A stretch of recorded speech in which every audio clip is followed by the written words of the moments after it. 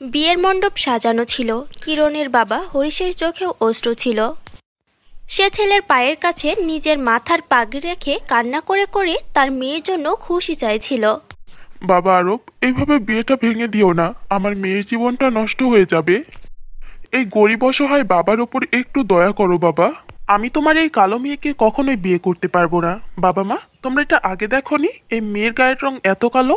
বাবা আরব, এরা আমাদেরকে ভুল ছবি দিয়েছিল, যেই ছবিতে এই মেয়েটার গায়ের রং অনেক ফর্সা ছিল। আরে ছবি থেকে কি এত কিছু বোঝা যায় নাকি? আর আরব যদি এখন এই মেয়েটাকে বিয়ে করতে না চায় তাহলে আমরা তো ওকে জোর করতে পারি না। চলো বাবা আরব, এখান থেকে এখন চলো। আরব বিয়ে ভেঙে দিয়ে বরযাত্রী নিয়ে ফিরে যাই। আজকে কিরণের বিয়ে যৌতুকের জন্য নয়, উল্টো তার গায়ের কালো রঙের কারণে ভেঙে গিয়েছিল। কিরণের বাবা তার মেয়ের বিয়ের জন্য নিজের গ্রামের জমি সবকিছু বিক্রি করে দিয়েছিল, যেন তার মেয়ের বিয়েতে কোনো কমতি না হয়। হরিশ সবসময় তার মেয়ে কিরণের ভালো চাইতো। কিরণের জন্য তার মা বাবাই সবকিছু ছিল। কিন্তু কিরণের বয়স যখন 5 বছর ছিল তখন তার মায়ের মৃত্যু হয়ে যায়। তারপর থেকে তার বাবাই তার মা, তার বাবাই তার বাবা। মায়ের মৃত্যুর পর থেকে হরিশ তার মেয়েকে একাই লালন পালন করে বড় করেছে। কিরণ, কোথায় গেলি তুই? আমার মেয়ে কোনো ভুল পদক্ষেপ নিয়ে নেয়নি তো? কোথায় গেলি কিরণ? বাবা, কি হয়েছে? তুমি কান্না করছো কেন? তোমার মনে হয়েছিল আমি কোথাও উল্টোপাল্টা কিছু করব? না বাবা, এমন কিছু আমি করব না। তোমার মেয়ের মনোবল তোমার মতোই দৃঢ়। আমি এতটা বোকা নই যে বিয়ে ভেঙে যাওয়াতে আমি নিজের ক্ষতি করব। বাবা, এখন আমরা আর এইখানে থাকবো না, আমরা আবার গ্রামে ফিরে যাব। তোর মায়ের মৃত্যুর পর গ্রামের বাড়িঘরে ওর কথা খুব মনে পড়তো, মনটা খারাপ থাকতো। এর কারণে আমি তোকে নিয়ে শহরে চলে আসি। কিন্তু এখন তুই ঠিকই বলেছিস, এই শহরে আমাদের আর কিছুই নেই। চল আমরা আবারও গ্রামে ফিরে যাই। কিরণ তার বৃদ্ধ বাবার জন্য নিজের চোখের অশ্রু মুছে ফেলে এবং তারা দুইজনে মিলে গ্রামে ফিরে আসে। গ্রামে আসার পর হরিশ আবারও তার পুরনো পেশা নৌকা চালানো শুরু করে দেয়। হঠাৎ করেই একদিন, কি হয়েছে বাবা? তোমার শরীর তো ঠিক নেই, তুমি বসো, আমি এক্ষুনি তোমার জন্য চা বানিয়ে নিয়ে আসছি।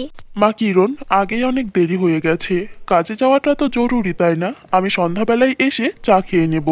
আমার দেরি হয়ে যাচ্ছে, এখন আমি যাচ্ছি। আজকে মনে হয় একটু ভালোই ইনকাম হবে। বাবা, আজকে তুমি নয়, আমি যাব নদীতে নৌকা চালাতে। আর তুমি তো জানোই যে আমি কত ভালো নৌকা চালাতে পারি। আজকে তুমি কোথাও যাবে না, বাড়িতে বসে বিশ্রাম করো। আজকে আমি যাব নৌকা চালাতে। আর খবরদার আমাকে আটকানোর চেষ্টা করো না, কারণ তুমি খুব ভালোভাবেই জানো আমি তোমার একটা কথাও শুনবো না।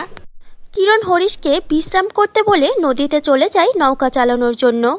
কিরণ যখন যাত্রীদেরকে গন্তব্যস্থলে পৌঁছে দিয়ে ফিরে আসছিল, ঠিক তখন, কেউ আছো?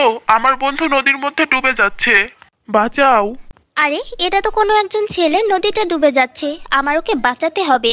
কিরণ সেই ছেলেটাকে বাঁচিয়ে নেয়। ছেলেটি অজ্ঞান অবস্থায় ছিল। কিরণ যখন সেই ছেলেটাকে দেখে তখন সে ভীষণ অবাক হয়ে যায়। আরে, এটা তো আরব, কিন্তু ও এইখানে কিভাবে? আমরা দুইজনে এখানে বেড়াতে এসেছিলাম। হঠাৎ করেই ওর পা পিছলে যাই আরও নদীর মধ্যে পড়ে যাই। তোমাকে অনেক অনেক ধন্যবাদ, তুমি আমার বন্ধুর জীবন বাঁচিয়েছো। উনি অজ্ঞান হয়ে গেছেন।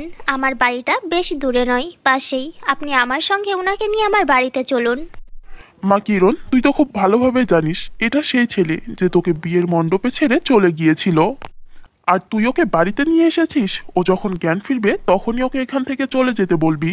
আমি চাই না ওকে দেখে তুই আরো দুঃখী হ, তোর ক্ষতগুলো আবার জেগে উঠুক। তাই ভালোর জন্য বলছি, ওকে এখান থেকে চলে যেতে বলবি। কিছুক্ষণ পর আরবের জ্ঞান ফিরে আসে। সেও কিরণ এবং তার বাবাকে দেখে চমকে যায়। আরব, আমার বন্ধু, তোর জ্ঞান ফিরে এসেছে। দেখ, আজকে ওনাদের জন্যই তুই বেঁচে গেছিস। তোমাকে অনেক অনেক ধন্যবাদ কিরণ, যে তুমি আমার জীবন বাঁচিয়েছো। এখন আমাকে যেতে হবে। আমি চিরকাল তোমার জন্য কৃতজ্ঞ থাকবো। এইটা বলার পর আরব চলে যাবার জন্য 2 পা সামনে এগোয়। ঠিক তখন হঠাৎ করেই সে আবারও মাথা ঘুরে পড়ে যায়। দেখুন, আমার কথাটা বোঝার চেষ্টা করুন। এখন আপনি ওই অবস্থাতে নেই যে এখান থেকে আপনি এক্ষুনি চলে যাবেন। আপনার সুস্থ হতে 2 থেকে 3 দিন সময় লাগবে। আপনার মাথাতে পাথরের আঘাত লেগেছিল, যার কারণে ক্ষত হয়ে গেছে, আর এর কারণেই আপনার মাথা ঘুরছে। আপনি যখন পুরোপুরিভাবে সুস্থ যাবেন তখন এখান থেকে চলে যেতে পারেন। ততদিন পর্যন্ত আপনারা দুইজন এখানে থাকতে পারেন, আমার কোনো আপত্তি নেই।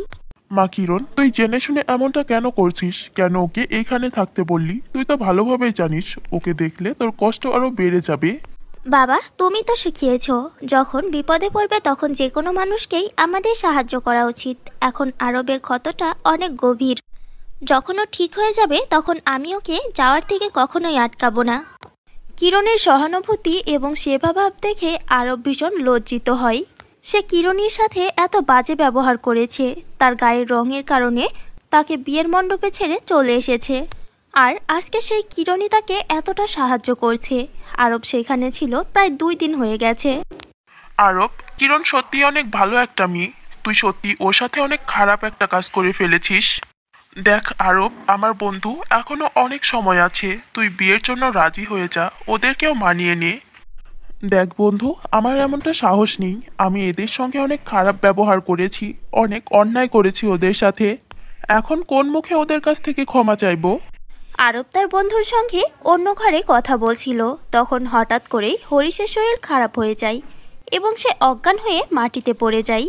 এ কি বাবা, তোমার হঠাৎ করেই কি হয়ে গেল? তুমি কিছু বলছো না কেন? আমি এক্ষুনি তোমাকে হাসপাতালে নিয়ে যাচ্ছি।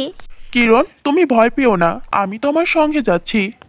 দেখুন, আপনার বাবার হার্টের অনেক বড় অপারেশন হবে, আর এটা শুধু শহরেই সম্ভব। তাই আপনি আপনার বাবাকে যত দ্রুত সম্ভব শহরে নিয়ে যান। বাবা, তোমার কিছু হবে না। আমি তোমাকে শহরে নিয়ে যাব আর সেইখানকার ভালো একটা হাসপাতালে তোমার চিকিৎসা করাবো। তুমি একদম চিন্তা করো না বাবা, যেভাবেই হোক আমি তোমাকে সুস্থ করেই তুলবো। রাহুল, তুই একটা অ্যাম্বুলেন্স বুক কর। আমি আজকেই কিরণ আর তার বাবাকে নিয়ে শহরে যাব। আরব কিরণ এবং তার বাবাকে নিয়ে শহরের অনেক বড় একটি হাসপাতালে পৌঁছায়। এরপর সময় মতো তার হার্টের অপারেশনও হয়ে যায়। সময় মতো সুচিকিৎসা পাওয়ার কারণে কিরণের বাবার শরীর সুস্থ হয়ে যায়। এখন ভয় পাওয়ার আর কোনো প্রয়োজন নেই। সময় মতো আপনার বাবার চিকিৎসা হয়েছে, এখন উনি বিপদমুক্ত। ব্যাস আর কিছুদিন চিকিৎসার অধীনে ওনাকে হাসপাতালে রাখবো, এরপর ওনাকে ছেড়ে দেওয়া হবে। কিরণ, এখন ভয় পাওয়ার কোনো প্রয়োজন নেই। তোমার বাবা ঠিক আছে, এখন চোখের অস্ত্র মুছে নাও। হরিশের জ্ঞান ফিরে আসে এবং কিছুদিন পর তাকে হাসপাতাল থেকে ছেড়ে দেওয়া হয়। বাবা, তুমি আমার জন্য যা করেছো তা নিজের আপন মানুষও করে না। তোমাকে অনেক অনেক ধন্যবাদ বাবা, আমি তোমার ওপর চিরকৃতজ্ঞ থাকবো। বাবা, আপনি ঠিক আছেন। আমার কাছে এর থেকে বড় পাশ্চিত্য আর কিছু হতেই পারে না। আমার এখনো আরও একটা পাশ্চিত্য করার বাকি আছে। আমি আরও একটা পাশ্চিত্য করতে চাই। সেদিন আমি যেই ভুলটা করেছিলাম সেই ভুলটা আজকে আমি শুধরে নিতে চাই। ওই ভুলটা আজকে আমি অনুভব করতে পারছি। আমি আমার ভুলটা শুধরে নিতে চাই, আর তার কারণে আমি কিরণকে বিয়ে করতে চাই। আমি আপনার কাছে কিরণকে চাইছি, আর আমি জানি আপনি আমাকে না করতে পারবেন না। সত্যি, কিরণ লাখে একজন মেয়ে। কিরণ, তুমি কি আমার সাথে বিয়ে করবে? হে আল্লাহ, তুমি আমার মেয়ের জীবনে খুশি এনে দিয়েছো। তোমাকে অনেক অনেক ধন্যবাদ। কিরণ এবং কিরণের বাবা বিয়ের জন্য রাজি হয়ে যায়। এরপর ধুমধাম করে তাদের বিয়ে হয়। কিরণের জীবনও হাসি খুশিতে ভরে যায়। তো ফ্রেন্ডস, এই ছিল আমাদের আজকের গল্প। গল্পটি কেমন লাগলো কমেন্ট করে জানাবে। ভিডিওটি ভালো লাগলে একটি লাইক করবে। আর তোমরা যদি আমাদের চ্যানেলে নতুন হও তাহলে অবশ্যই আমাদের চ্যানেলটিকে সাবস্ক্রাইব করে পাশে থাকা বেল আইকনটি ক্লিক করে অল করে দিবে, যেন আমাদের নতুন নতুন ভিডিও তোমরা সবার আগে পেয়ে যাও। সো ফ্রেন্ডস, দেখা হচ্ছে নতুন কোনো ভিডিওতে নতুন কোনো গল্প নিয়ে। ততক্ষণের জন্য সবাই সুস্থ থেকো, ভালো থেকো এবং নিজের প্রতি খেয়াল রেখো।